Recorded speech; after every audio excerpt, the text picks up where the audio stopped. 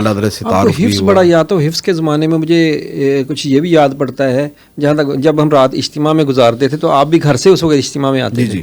اچھا، رات آپ نے وہاں پہ اجتماع میں ہی رہنا، مجھے جو یاد پڑتا ہے تو اجتماع کے بعد جو رات گزارنے کے بعد اب اشراق و چاش تک وہاں پہ رہنا ہوتا تھا، تو ہم آپ کو کہتے تھے مفتی صاحب جب آپ نے جانا ہے نا تو ہمیں جگا دینا، تو آپ کہتے یار میں قرآن پاک پڑھنے لگا ہوں تو آپ سو جاؤ، جب جانے لگا ہوں اٹھا دوں گا۔